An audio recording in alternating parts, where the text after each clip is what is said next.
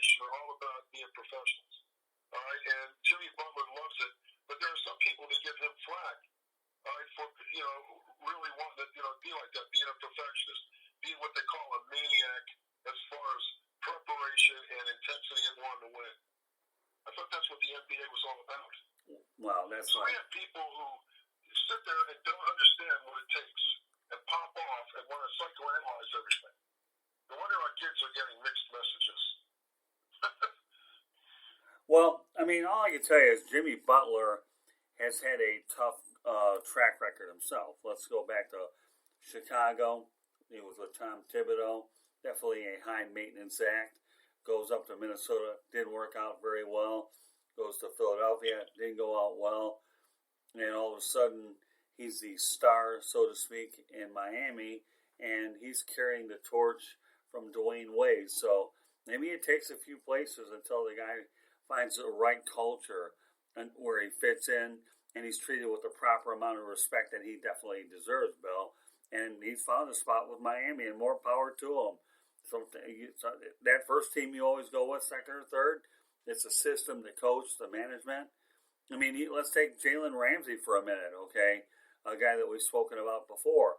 Here, the Rams, since he's been there, have won 5 out of 7 games, and they're right back in the playoff contention. A change of scenery isn't the worst thing in the world for a lot of these guys, Bill. And I am really happy for Jimmy Butler, and I'm really rooting hard for the guy to do well with the Heat. I have a feeling at the rate he's going, I could see his number being retired over at the American Airlines Arena in downtown Miami, somewhere down the road. Because, and you're right, Bill, what the NBA does lack nowadays is lack of intensity. I was telling a few people the other day, NDL, the National Drama League. That's what's turned me off about this league, the National Drama League, Bill. So more power to Jimmy Butler. Jimmy wants to win. He's a good story. And that's what it takes. That's what I call maniac killer instinct. And, maybe you need to get out of organizations that aren't committed to winning. He's never done anything, to get out of there and get booted like maybe Dion Waiters is trying to do. Or maybe, Janoris, whatever his name is, Jenkins, is trying to do with the Giants. Okay, so you just sit back and go, there's ways to go about presenting your case and still respecting the game and respecting your teammates because there are other people who are dependent on you. But it just seems like some of these people know how to do it, some people don't. All right, so, each case is an individual case. Not everyone, is perfect, but I think people know the difference. And I think that some people, they kind of get exposed about what their really, what their real character is. Well, the only thing I'll say about Jimmy Butler, based on what I've seen recently, is the guy is outright misunderstood. Period. Misunderstood, Bill. Because look what's happening in Miami now. Jimmy's from Houston. I've known a lot about him. And he's as solid as there is. So, I've never really seen anything that makes me affected other than, the media manufacturing things that maybe are necessarily not really the case. And, he even said he doesn't, care what people say. He knows himself. He's got 20 people saying 20 different things. That's why I've never really, been a big part of the media. I just think there's a lot of hype, and you have to read between the lines. Well, yeah, sometimes a change of scenery is the best thing for, all involved. But I have no issue with people changing sceneries. It's how they go about it. I don't really have, a lot of respect for a guy that's playing for the Miami Heat that's getting paid a lot of money that acts like a 5-year-old. Yeah. And I don't have a lot of respect for, the way some of these guys carried on, in Jacksonville to get himself traded. Right. I don't think, quite frankly, that he has anything to do with the Rams' success, even though he's playing corner for them. I think, they played solid defense for a long time, but they've got their running game going now. And they're starting to heat up a little bit. But they, that's only 1 or 2 games. Let's see if they can do it and finish the season and get on a roll. Because, you can't sit here and the NFL is a game of consistency.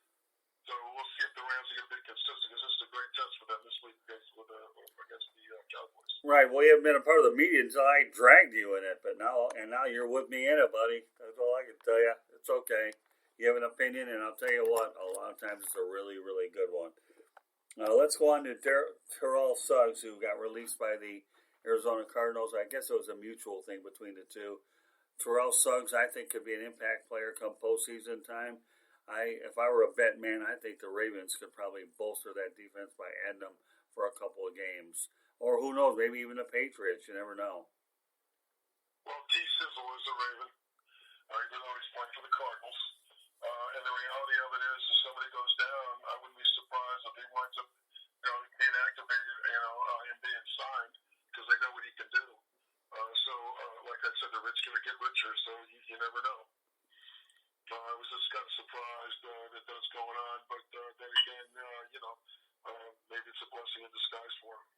I think so. And, well, Lamar Jackson obviously cemented in my eyes what looks like an MVP season after his performance last night against the New York Jets. Oh, yeah. There was no doubt about it. I mean, it just put the cherry on top of the cake for him for MVP. Here's the thing that I had to laugh at. After the game, all the New York Jets, a lot of them are sitting there wanting their jerseys signed, by him. And I sat back and it pissed me off. And I said, look, guys, there's a time and a place to do this. You don't need to line up and with their jerseys on and swap them after a ball game. These guys are too friendly with each other. I think it's not as competitive as it should be. Back when I played, we didn't talk to them. They were the enemy. We'd see them after the game, after we showered and all that other stuff. And right after the game, they're all buddy-buddy. I wonder sometimes how much winning means to these guys. Right. And to watch the Jets the way they acted. And then on top of that, their star player is at a bowling alley on a Saturday night bowling with orange pants on, calling attention to himself while the rest of the team is locked up getting ready for the game. And you know what? The Jets are the Jets. And I can tell you right now, I think he's out of there next year. That's my personal opinion. If I'm a coach and I'm management, I'm looking for guys that want to be ballers, not guys that get their money and then turn around and don't produce, and are become a distraction, and aren't even dressing for games. Enough already. I don't understand this stuff. Well, guess what? That pendulum will swing back to the middle. But I can tell you right now, I think there'll be some coaches like Parcells, Belichick, Gruden, and a lot of these other coaches that would turn around, and these players wouldn't have the balls to do it in the first place. Oh, I agree. Well, not only that. Because they could catch it at Greyhound. And I'm sure Adam Case is sitting there just loving that. Because some of these guys are auditioning for next year. And I got news for you. If one of my teammates is walking up tomorrow, sign my jersey, dude. Hey, look, do that in the off season, but not on the sidelines in front of the fans. It's just, I just consider it knucklehead behavior. Well, and guess who's right in the middle of it?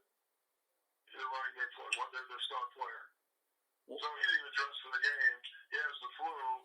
He's calling attention to him, and then he said, get this jersey autograph. Yeah, he's got his head in the game. Well, all I can tell you. Why the Steelers are happy to get rid of him? And well, that's where I was going with this, Bill. Okay. You know what? There's a reason why they didn't give him that big money contract, because he was a high maintenance act beforehand, and that's why he held out. And now the Steelers laughing all the way to the bank because they didn't have to go ahead and pay him all the money that he was seeking, because it's called the "I told you so." They had problems with Le'Veon Bell before, and then they stuck with the guy. And even though he sat out an entire season, the way this organization is run, the Rooneys, the way they operate, Bill, I think they offered him what they felt they wanted to offer him as much as they could. And now everybody's looking at the guy, so you got your money and you're acting like a petulant child. That's one of Mark Schlereth's favorite words, and Mike Golick tend to use those words a little bit. But that's what these guys are. I mean, Le'Veon Bell, to me, should have been an intricate part of that running attack, is what he should have been. And he's really, for the most part, all year been a non-factor. Collected his money. And I agree with you that Adam Gase didn't want him. Now he's going to tell management, I told you so. Yeah, they're stuck with him. And, they're probably going to be happy to get rid of him. And here's the thing that I want you to understand. This is a team game. Le'Veon Bell had a pretty good offensive line opening up holes for him last year. Right. All right, so he thinks that, this is what I'm talking about. It's all about him. And you get to the point where it's with the Jets. He's got like 500 yards this year. All right, he's complaining that he's not getting enough carries. All right, and, let me show you what I can do and all this. So, like I said, it's not his fault. And I'm sitting there going, hey, look, you didn't see Barry Sanders acting like that, did you? Right. And you couldn't be a patch on his butt. All right, and I know you had one great year, all right, with the Steelers, but you're playing behind a pretty good offensive line. So why don't you be a team player and think about somebody other than yourself? So what happens is guys like that go to the Jets and they set up the cancer. And he can get out of the blocks real quick, either during training camp and everything else. And then, they don't win very many games. And then all of a sudden he starts acting like this, and then he does something like that. You just, where's the leadership? Like, guys are really going to follow him in the fourth quarter in a championship game. Well, the problem with today's players, Bill, is let's face reality. Okay, accountability. None of them accept accountability for their actions. And until they accept accountability, Bill, then you know what? We're going to be talking about this all the time, just different player. And I think I'll tell you what's happening in the NBA. The ratings are down big time. Okay. In the National Football League, people are getting tired of this and turn their TV set off. Right. So what's going to happen is this president will swing back to the middle. The guys are going to sit back and go, all we're doing is hurting ourselves by this kind of behavior. Because we didn't have enough intelligence to be able to see the big picture. Right. Because we're kind of selfish. All right, and this is when you're educated and you see the big picture. Okay, and you know the history of the game, and you know what guys you have respect for the game. You don't act like that. Okay, money doesn't make the man, and they're going to learn that after they retire, because we'll find out what kind of men they really are, how intelligent they really are with all their money. Right.